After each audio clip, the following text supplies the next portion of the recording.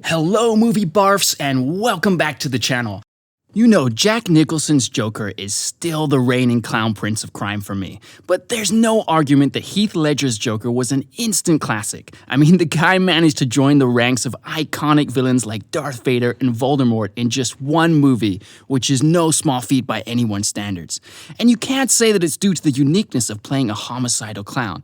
Yeah, that might help to an extent, but no, just look at Jared Leto's Joker and that argument falls flat. Clearly, Ledger and Nolan did something right, and when I think about it, here's why. Now, this isn't some deep character study, it's just simply how I think most people, myself included, would feel. Number 1, Ledger's Joker was cool. Right from the start, it's clear that Nolan succeeded in making Ledger's Joker look cool. He might be psychotic and violent, but cool nonetheless, and that cool factor just makes a character likable, whether hero or villain. When he shoots his thug from behind without looking, that's cool.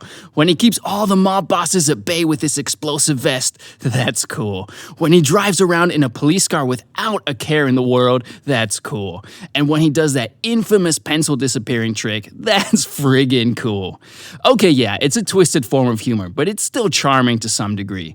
If we're being honest, we'd admit that we wish we had a fraction of the confidence and the panache that he overflows with. If that wasn't enough, Ledger's Joker is the most quotable Joker. Why so serious still remains the most classic Joker line of all. And it's such a good line too. It's so fitting for a guy dressed up as a clown to say it. And how about, if you're good at something, never do it for free.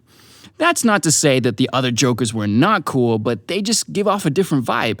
I'd say Nicholson's Joker gives off more of a creepy/scary vibe. He's the creepiest Joker by far. Phoenix's Joker was the depressed and suffering Joker. Romero's Joker was the light comical Joker. Leto's Joker was the cringe Joker. And if you count Cameron Monaghan's performance in Gotham, although it's not technically meant to be the actual Joker, I'd say he's somewhat of a nice blend between Nicholson and Ledger. Number 2, Ledger's Joker was full of surprises. Other than being cool, if I were to sum up Ledger's Joker in one word, it would be the word unexpected. You can't predict anything about the guy. With him, you can only expect the unexpected. But then again, you also can't ignore the most likely outcome, the predictable outcome, and that's a real mind-F. Ledger's Joker is one that embodies this concept the most among all the Jokers, hands down. I might be wrong, but I think no other Joker so royally screws with Batman's and the police's mind as Ledger's Joker does.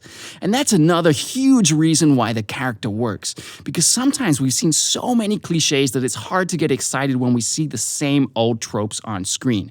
But Ledger's Joker constantly threw curveballs, and it makes him so much more entertaining. Like the unexpected reveal that he got his gang of bank robbers to kill each other so that he'd have all the cash to himself, or the unexpected reveal that he planned to get caught by the GCPD so that he'd be able to capture Lau. Okay, the whole plan to get caught thing has become a cliche now with movies like Skyfall and The Avengers, but it was still fairly original when Ledger did it. And how about the unexpected reveal that he duped Batman by swapping Dent and Rachel's location? I mean, what a mind-F for Batman. He knew full well that he would go after Rachel, which pretty much means that Batman indirectly gave her a death sentence. Harvey would be spared as the Joker plan, who he could go on to later corrupt. So not only does Batman have to deal with the death of Rachel, he must be kicking himself too for getting fooled by the Joker.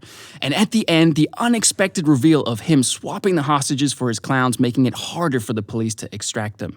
This unexpectedness also extends to his backstory. There's an aura of mystery about him. We don't know the details of his past since he keeps changing it like a pathological liar, but at the same time, we don't need to. All we know, based on the interrogation scene with Batman, is that he's someone who has seen the worst of humanity and has absolutely no faith in them, and that's enough.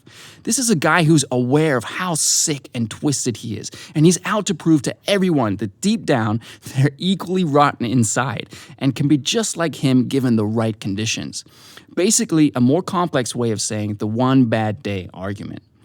And he was right in the end. Yeah, Joker was right. His social experiment with the fairies may have failed, but he still managed to bring about the downfall of Harvey Dent, Gotham's strongest hope for a brighter future. But more than that, his prediction was fully realized in The Dark Knight Rises.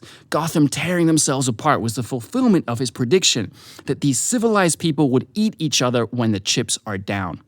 Number 3, Ledger's Joker had deeper goals. Ledger's Joker just wants to watch the world burn out of spite, and it's this motivation that makes him, out of his own words, a higher class of criminal. But the movie doesn't just tell it to you directly, it also makes it a point to show you when we see him burn half of the mob's money. I mean, who does that? Or look at how he's ready to sacrifice himself and let Dent kill him just to jumpstart his downfall. He feels so strongly on his mission that he disregards his own life in the process. That's resolve right there. That shows conviction. And when Dent decides to leave it to a flip of a coin, you can see he was inwardly celebrating on how deranged he's become. Joker's plan was to show how corrupt the citizens of Gotham could be, but his ultimate goal, his crowning achievement, would be to corrupt Batman himself. Batman's one rule of no killing really intrigues him, and is all he wants Batman to do. We saw this in the street scene right after his semi-trailer got flipped, when he's just standing there for Batman to run him over. And at the end, when Batman throws him over the building, he's actually ecstatic about it. So on a whole, that's why I feel Heath Ledger's Joker was as well received as it was. He was cool, he was unexpected, and he was a criminal with deeper dimensions. And of course, none of this would have happened without the absolute transformation and brilliant acting performance behind it. And who knows, maybe if he was still around, The Dark Knight Rises could have been much better. Ending it here, folks. Thanks for watching, and see you next time.